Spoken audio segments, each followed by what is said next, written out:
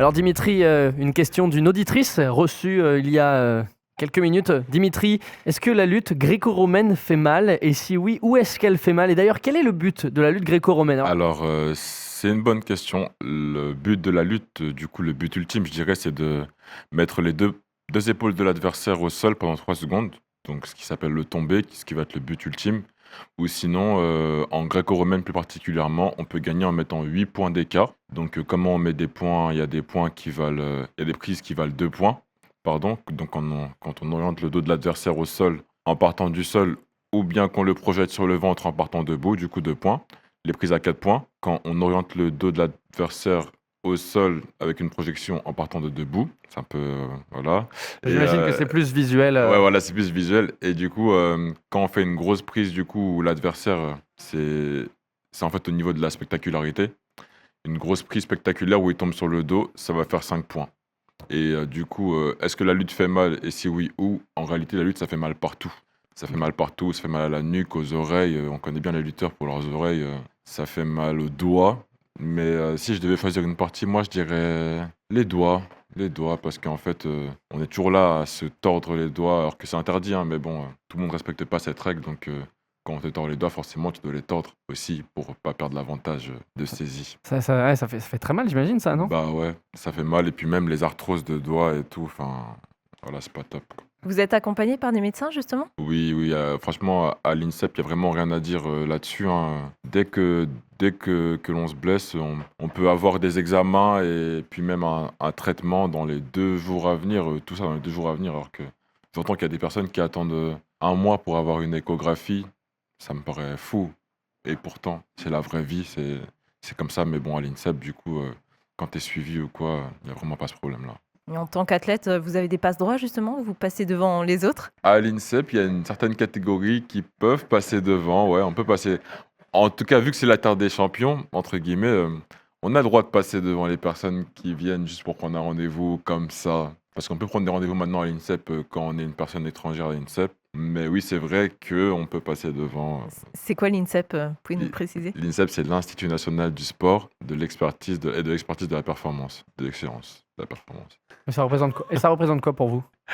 L'INSEP, pour moi, c'est au-delà d'être la maison déjà, vu qu'on y passe, je passe plus de temps à l'INSEP que chez moi. Donc pour moi, c'est une terre pour en fait, c'est la salle du temps en fait. La salle du temps en grand, c'est là-bas qu'on s'entraîne, c'est là-bas qu'on apprend à se connaître entre athlètes, que certains nous inspirent, qu'on inspire d'autres. Enfin, ouais, c'est vraiment la salle de l'espace et du temps. Vraiment, j'appelle ça ça me fait penser à Dragon Ball Z. C'est pour ça que Oui. je dis comme ça. Mais ouais, c'est vraiment la salle du temps, l'INSEP. Dimitri Samen, vous dites qu'un style de combat efficace, c'est une progression personnelle qui nous fait nous dépasser nos limites. Quelles sont ces limites? Les limites, en fait, c'est celles qu'on a dans la tête. Je sais pas si vous avez déjà remarqué quand vous faites un footing, par exemple, vous allez, vous allez ressentir de la fatigue, mais ça va être votre cerveau qui va vous dire en premier qu'il est fatigué. Hmm. Mais en fait, si vous mettez, en gros, si vous fermez les lumières, bon, faut courir en ouvrant les yeux, hein. Mais je veux dire, si vous mettez ça sur le côté, votre corps, il a encore de l'énergie, en fait. Et c'est dépasser cette limite mentale, en fait, et faire confiance à son corps et le pousser vraiment au bout du régime.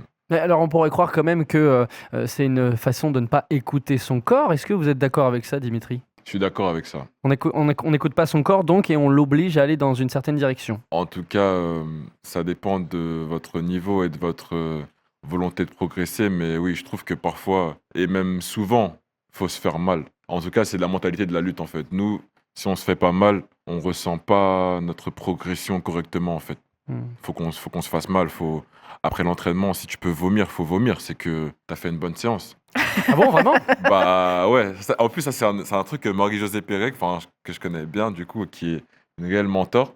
Marie-Jo, elle le disait, en fait, parfois elle était satisfaite de sa séance que si elle avait vomi. C'est elle qu'elle savait qu'elle avait vraiment tout donné, en fait. Et ouais, faut sortir de sa zone de confort, en fait. Bon bah Valériane, je vais aller aux toilettes après. Moi. Je vais aller vomir pour être sûr qu'on a fait une bonne émission, moi, dans ce cas-là. Non, mais, C'est ça. ouais, non, mais c'est réel, hein. C'est réel, moi j'y crois en tout cas. En fait, se faire mal, il y a des nuances. Quand je dis se faire mal, je dis pas courir sur la piste et se jeter la tête devant avant la ligne d'arrivée, tu vois.